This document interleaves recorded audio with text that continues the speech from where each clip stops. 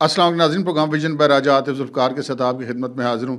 لیں جی، great game شروع ہو گئی ہے۔ شاہ محمود قریشی ان، عمران خان آؤٹ، پاکستان تحریک انصاف، بلہ، نیاز چیئرمین، سارے عہدیدار سب فارغ۔ آج کے پروگرام میں بہت اہم تفصیلات آپ کے ساتھ شیئر کریں گے، مگر اس سے پہلے کہ اپنے پروگرام کو آگے بڑھائیں، آپ سے گزارش ہے کہ اگر ابھی تک آپ نے ہمارا چینل سبسکرائب نہیں کیا تو پلیز کر لیجئے، ساتھ ہی بیل آئیکن بھی دبا دیجئے تاکہ جو ہی ہمارا کوئی نیا پروگرام اپلوڈ ہوتا ہے تو اس کا نوٹیفیکیشن فوری طور پر آپ کو موصول ہو سکے۔ پروگرام کو باقاعدہ آغاز کرتے ہیں ناظرین۔ آج کے دن میں دو خبریں ایسی تھیں جن کے پیچھے باقی ساری خبریں دب گئیں، اور جو پہلی بڑی خبر تھی وہ دن کی تھی، جو سپریم کورٹ آف پاکستان نے جو سائفر کیس ہے یا آفیشیل سیکرٹ ایکٹ والا کیس ہے، اس میں عمران خان کی اور شاہ محمود قریشی کی ضمانتیں منظور کر لیں۔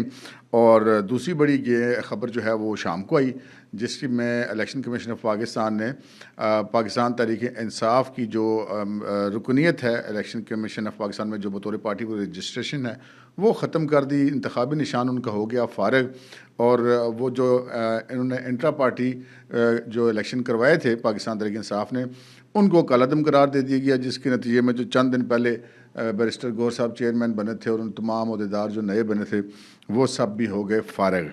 اب جناب آگے ہونے کیا جا رہا ہے، ہم ان تینوں موضوعات پر آپ سے بات کریں گے۔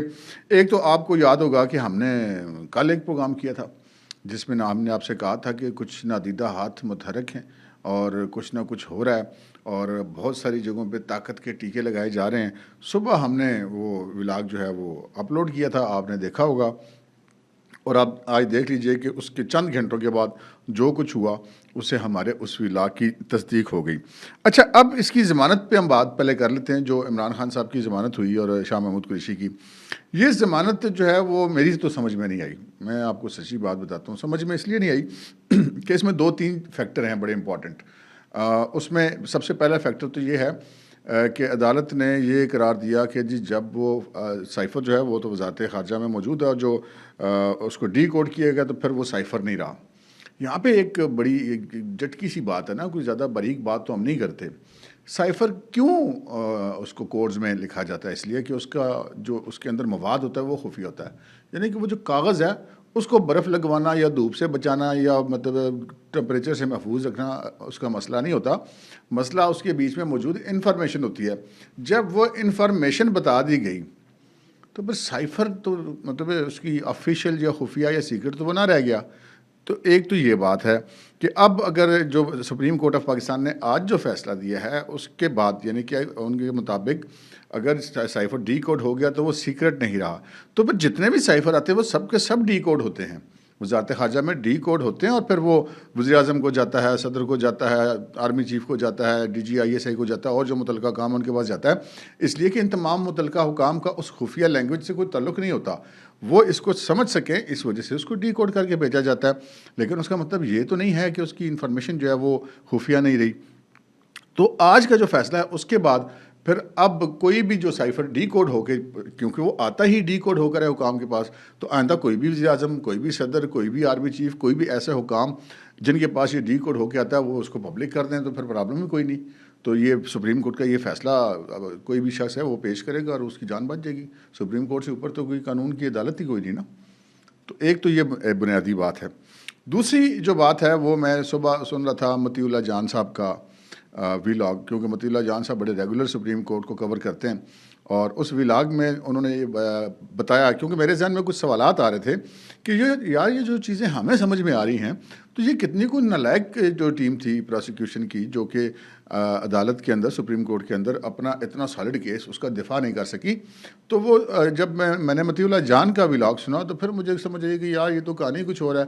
مطیع اللہ جان صاحب نے اپنے ویلاگ میں یہ بتایا کہ عدالت میں جب بھی کوئی سوال پوچھا جاتا تھا پروسیکیوشن سے، جس کے بارے میں بار بار یہ کہا گیا، لوگوں نے ٹویٹ کیے، خبریں دی کہ جی وہ پروسیکیوشن جو ہے وہ عدالت کے جواب دینے میں ناکام رہی، تو انہوں نے یہ بتایا کہ جب بھی عدالت کوئی سوال پوچھتی تھی، پروسیکیوٹر رضوان عباسی یا جو شاہ خاور ہے وہ اس کا جواب دینے لگتے تھے، ساتھ ہی دوسرے جج صاحب کود پڑتے تھے، وہ اس کا جواب دینے لگتے تھے، پھر پہلے جج صاحب کود پڑتے تھے، کبھی تیسرے جج صاحب کود پڑتے تھے۔ تو پروسیکیوشن کو ایسے لگ رہا تھا کہ آج بولنے کا موقع ہی نہیں دینا، اگر کوئی دیا بھی گیا تو وہ شاید اس طرح پراپر ان کو نہیں دیا گیا۔ پھر بہرحال پروسیکیوشن کے اوپر ذمہ داری تو اس کی عائد ہوتی ہے کہ وہ اتنے اوپن اینڈ شٹ کیس کا دفاع کیوں نہیں کر سکے. اب سپریم کورٹ اگر یہ ایک خفیہ ڈاکومنٹ کو سر عام کہہ دیتے کہ جی اب یہ خفیہ نہیں ہے تو پھر تو کوئی بھی ڈاکومنٹ میں نے آپ سے عرض کی کہ خفیہ نہیں رہا. ایک تو یہ بات تھی. دوسری بات یہ ہے کہ ان میں تمام ججز نے اپنے اپنے قانونی نکات دیا. یہ پتہ چلا کہ جو سردار طارق مسعود صاحب نے قائم مقام چیف جسٹس انہوں نے اور جو جسٹس منصور علی شاہ ہیں انہوں نے جو اپنا فیصلے میں ریٹن میں جو چیزیں لکھی ہیں اس میں انہوں نے قانونی نکات پر بات کی ہے. لیکن جسٹس اطہر منالہ نے جو نوٹ لکھا ہے اس میں قانونی سے زیادہ سیاسی بات کی ہے. یہاں پر جو ہے وہ جسٹس اطہر منالہ نے جتنے وزرائے اعظم ماضی میں نکالے گئے ان کو اور عمران خان کو ایک ہی پلڑے میں رکھ کے دیکھا ہے. لیکن یہاں پر فاضل جج صاحب یہ بھول گئے کہ ماضی میں جن وزرائے اعظم کو نکالا گیا, کسی کو مارشل لا لگا کے فوجی ڈکٹیٹروں نے نکالا, باقیوں کو عدالتوں نے نکالا. عمران خان صاحب پاکستان کی تاریخ کے پہلے وزیر اعظم ہیں جن کو باقاعدہ آئینی اور قانونی طریقے سے نکالا گیا. نکل وہ پھر بھی نہیں رہے تھے اور وہ اس آئین اور قانون پر عمل کرنے کے لیے تیار نہیں تھے. یہ شاید جسٹس اطہر منالہ صاحب جو ہیں وہ بھول گئے ہیں. بہرحال جسٹس اطہر منالہ صاحب جب ہم بڑی تنقید کرتے ہیں جسٹس بندیال پہ کہ جب عمران خان آئے اور ان کا رویہ کیسا تھا, گڈ ٹو سی یو, اور آپ کو دیکھ کے بڑی خوشی, ہم نے بہت تنقید کی, بہت سارے لوگوں نے تنقید کی, لیکن ہم لوگوں کی یادداشت بڑی کمزور ہے. جب وہ خاتون جو جج تھی اسلام آباد کی دیبا ان کو محترمہ, ان کو جب انہوں نے ان کے خلاف انہوں نے جو دھمکی امیز لہجہ اپنایا تھا جلسے میں اور ان کو توہین عدالت کے کیس میں طلب کیا گیا تھا اسلام آباد ہائی کورٹ عمران خان صاحب کو, تو اس وقت چیف جسٹس جناب اطہر منالہ صاحب تھے. اطہر منالہ صاحب نے بھی ماشاءاللہ سے وہی بندیال صاحب والا ہی طرز عمل رکھا, بلکہ شاید ان سے 2-4 قدم آگے بڑھ گئے تھے. عمران خان کو دیکھ کے فدا ہوئی جا رہے تھے, ان کو کہتے ہیں ہم تو آپ سے سیکھتے ہیں, آپ ہمارے آئیڈیل ہیں. تو ہمیں اس وقت سمجھ آ گئی تھی کہ اس توہین عدالت کا کچھ نہیں بننا, پھر وہ کچھ نہیں بنا. اب اطہر منالہ صاحب کی ایک تصویر آپ اس وقت اسکرین پہ دیکھ رہے ہوں گے, یہ بڑے ان کے ساتھ ایسے کر کے کھڑے ہوئے ہیں عمران خان صاحب کے ساتھ بڑے فدویانہ انداز میں. تو ہمیں بالکل جسٹس اطہر منالہ کے اس حق پر کوئی اعتراض نہیں ہے کہ وہ کسی کو اپنا آئیڈیل بنائیں, کسی کو وہ پسند کریں, بالکل کریں, 100 بار کریں, لیکن اس سیٹ پر بیٹھ کے آپ ایسا نہیں کر سکتے. یہ جو تصویر ہے یہ عمران خان صاحب کے اور اطہر منالہ کے جو ایک ماضی کے اچھے ریلیشنز ہوں گے ان کے آپس میں, ہمیں تو اس پہ کوئی اعتراض نہیں ہے. لیکن پھر جج صاحب کو جو بات کرتے ہیں نا, اپنے آپ کو وہ بڑا کہتے ہیں جی میں بڑا اصولی جج ہوں, آپ کو اس کیس میں بیٹھنا نہیں چاہیے تھا جسٹس اطہر منالہ صاحب. آپ کا ماضی میں ایک تعلق رہا ہے عمران خان سے, اور کچھ اور بھی ہیں, مطلب کچھ ورکنگ ریلیشن شپ بھی رہی ہے اور فیملی ممبرس کی اور ان کی, وہ بھی ہوگا, لیکن اس کا ہمیں کنفرم نہیں. لیکن یہ جو چیز تصویر ہے یہ بیان کر رہی ہے کہ آپ عمران خان صاحب کے کتنے مداح ہیں اور عمران خان صاحب کے کتنے فدا ہیں. تو جسٹس اطہر منالہ صاحب اگر آپ تابندہ عدالتی روایات کو دیکھیں تو جس جج کا کسی ایک فریق جو ہے مقدمے میں اس کے ساتھ کسی بھی قسم کا تعلق ہو اور وہ چاہے کسی کو نہ بھی پتہ ہو, وہ جج خود اپنے آپ کو اس مقدمے سے الگ کر لیتا ہے کہ جی میرا یہاں پہ ذاتی تعلق ہے, میں اس مقدمے میں نہیں بیٹھوں گا. تو عمران خان صاحب کے لیے جسٹس اطہر منالہ صاحب جو ہیں وہ بطور فین اس بینچ میں موجود تھے. اور اب یہ ہماری عدالتوں میں کیا شروع ہو گیا, یہ بات مجھے نہیں سمجھ میں آئی کہ کبھی بندیال صاحب کہتے ہیں نہیں اپنی ساس کا کیس میں نے خود سننا ہے, اور وہ بھی عمران خان صاحب کو گڈ ٹو سی یو کرتے ہیں, مرسیڈیزیں منگواتے ہیں. آج بھی جسٹس اطہر منالہ کا بس نہیں چل رہا تھا کہ وہ اس طرح کر لیں. خیر یہ معاملہ ہم نے اس کی دونوں میں چیزوں میں بحث کر لی کہ وہ ڈی کوڈ ہونے کے بعد اگر وہ خفیہ نہیں ہے تو پھر آپ آئندہ سے کوئی بھی پھر ڈی کوڈ ہونے کے بعد کوئی بھی سائفر خفیہ نہیں ہے, پھر جس کا دل کرے جدھر مرضی اچھالتا پھرے, یہ سپریم کورٹ کا فیصلہ ان کو بچائے گا. اور باقی فین کلب والی بات تو ہم نے آپ کے ساتھ کر ہی دی ہے. اچھا اب جو ہم اگلی خبر کی طرف آتے ہیں, اگلی خبر یہ تھی کہ جناب پاکستان تحریک انصاف والے سپریم کورٹ پہنچے ہوئے تھے, اور جی ہمیں لیول پلینگ فیلڈ نہیں مل رہی, ہمارے بندوں سے کاغذات چھینے جا رہے ہیں. اچھا عدالت نے ان کا کیس بھی لگا لیا اور ان سے پوچھا بھی کہ بتائیں کہاں کہاں پہ چھینے گئے ہیں, تو ان کو نہیں پتہ تھا. ان کا جی کچھ 2 4 10 واقعات ہی کوڈ کر دیں, ان کو نہیں پتہ تھا. اس کے باوجود سپریم کورٹ نے الیکشن کمیشن کو ایک آرڈر کیا, میرے خیال میں وہ مناسب آرڈر تھا کہ جی آپ ان کی بات سنیں اور ان کی جو معاملات ہیں ان کا نوٹس لیں اور ان کی شکایات کا ازالہ کریں. اس کے بعد وہ پہنچے الیکشن کمیشن آف پاکستان کے پاس, پاکستان تحریک انصاف کا وفد.